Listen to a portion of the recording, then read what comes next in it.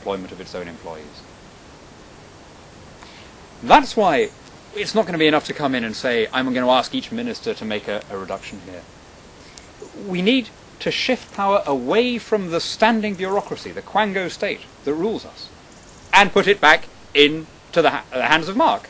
And not just of Mark, obviously, but I mean of Mark and the other elected representatives in Parliament, and even more so, those of you here who are elected councillors at local level. How do you do that? Briefly, because I can see that I'm keeping you from your put. I'll run through this as quickly as I can. Number one, budgets should only be set by people who have to go back and ask for the votes of the people who are paying the taxes. Now, what does that mean in practice? It would mean that every quango would have to come before the relevant parliamentary committee and plead on an annual basis for its continued budget and indeed for its continued existence. And then you would have a very different attitude to whether we really want the South East of England Development Agency and the Learning and Skills Council and the LEAs and the NICE and all of these other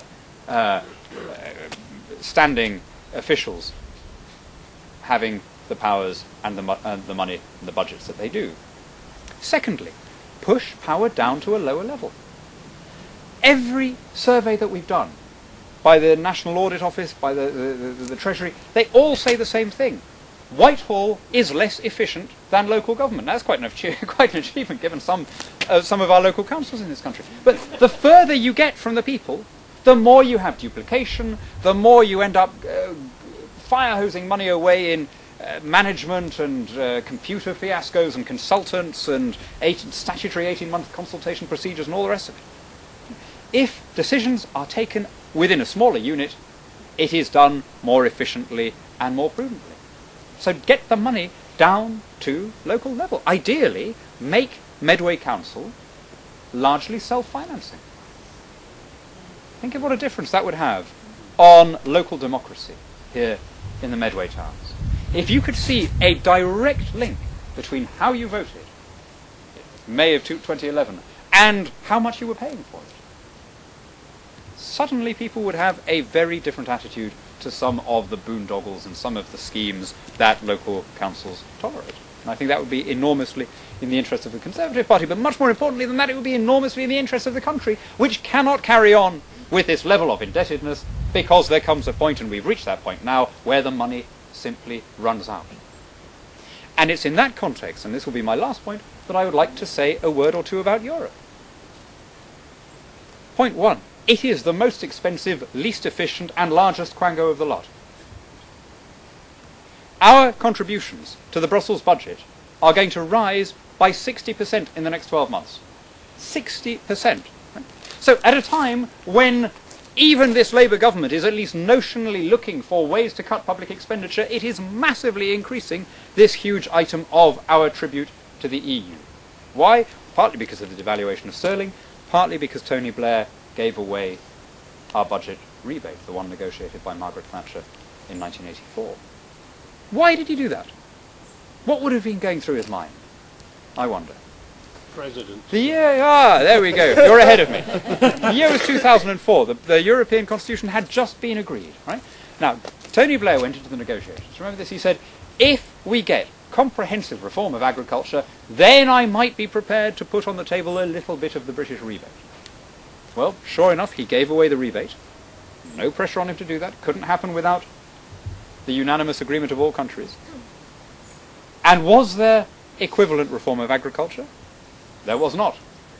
The percentage of the EU budget dedicated to the common agricultural policy rose from 52% to 58%. Things were worse. So we'd given away our rebate, not just for nothing, but to make things worse. Now, at that very moment, as you say, the post of the President of Europe was being created. I just gently pose the question, might there have been a linkage in the mind of the former Prime Minister between those two issues? Might it have occurred to him that a more emollient attitude on giving away our taxpayers' money would increase his popularity with his fellow heads of government, who would eventually get to nominate who was the President? I hope I'm wrong about that, because if I'm right about it, he was literally selling his country for money. Dante reserved the lowest of the layers of hell for people who do that. You'd be up there with Judas Iscariot and Brutus, the three of them sharing the lowest and hottest of Dante's rings. But much more than that, how can we be serious as an incoming government? How could we honestly pursue an agenda of reducing costs and dispersing power, while at the same time tolerating, at Brussels level, a system based on increasing costs and centralising power? It's simply incompatible.